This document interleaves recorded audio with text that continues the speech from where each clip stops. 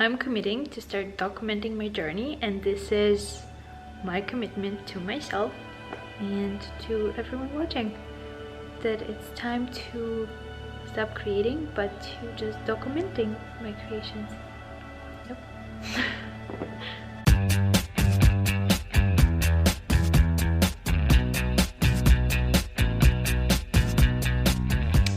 So it's a big moment for me. I'm about to start organizing my new studio space, and I can't wait to start creating and organize it to make sure that everything is proper, everything works, everything is easily accessible. And so I fall in love with my sanctuary. So let's begin.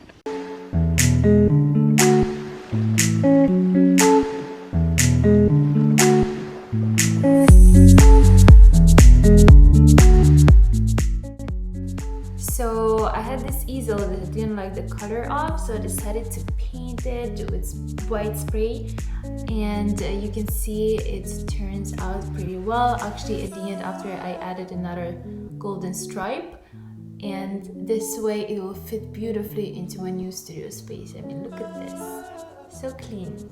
And this is the spray I used, in case you wonder. So Jessica and I are about to do morning yoga.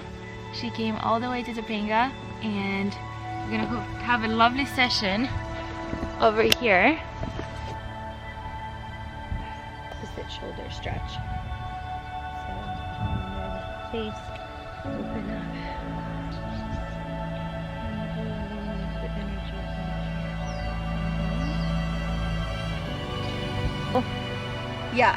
Here on the platform. Who wants to come do yoga here? Because this is like the dopest lookout ever.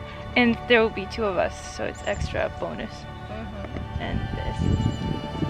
So here you can see I started working at the studio, a commission that was the first one to be born in this space, and Bianca came to visit me, which was nice.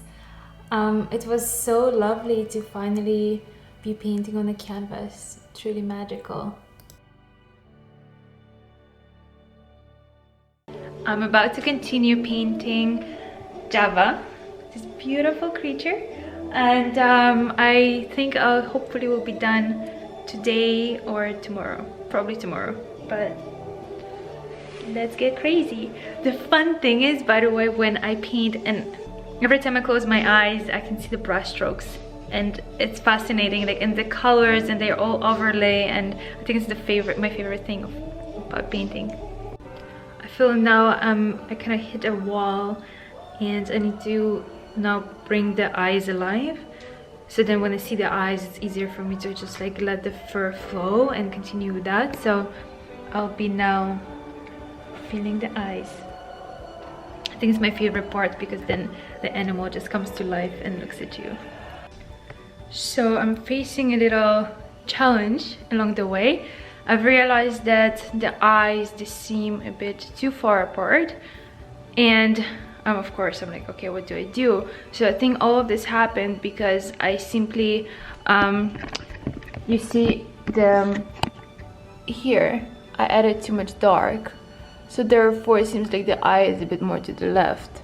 So I feel like I would need to add more light here and then darken this part, so it looks like we can see perfectly where the nose is. In order for me to do that and kind of like learn and understand, and so it's like not overwhelming for me to, you know, to start playing with the brush, I'm going to take a photo on my phone and then transport it to on my iPad to Procreate, where I can play around and I can see what would actually fix it. It's honestly, it's beautiful, but I just want to make sure it's perfect. I want to make sure that client is happy, and you know, I provide the best quality there is. So yeah, so let's see how we can fix that. So this is how it was, and then I was building it up.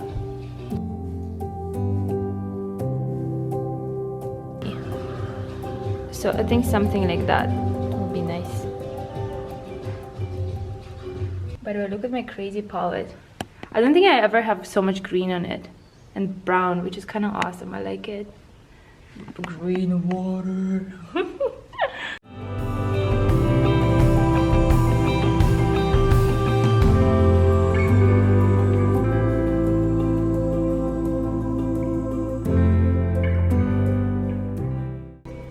So I fixed the eyes, and the issue was not necessarily in the distance between them, but how I work with the shadow and with the light. So let me show you shadow that I added here. I darkened around the nose and as well around the eyes, and I enlarged the light area in the eye. Sometimes we think that we can't fix it, but apparently there wasn't even a problem. And now the Java is finished.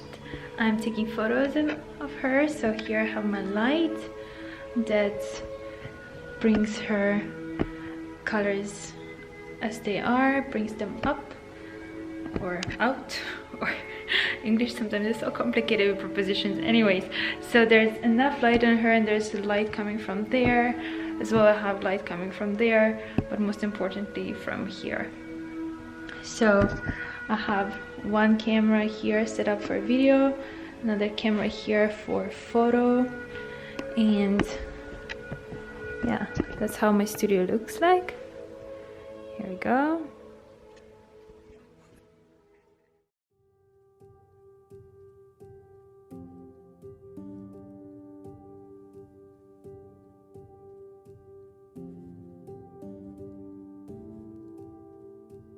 By the way, I never document my mistakes, and I feel like it's kind of like the Instagram culture, you know, that everything has to be perfect and blah blah blah, and like, so yeah, I feel like doing these YouTube videos and vlogging will actually allow me, you know, to break out of that and just like, you know, we are all humans, and there are things and challenges that come along the way, and it's beautiful and it's normal, and I find it's even more beautiful how we overcome them.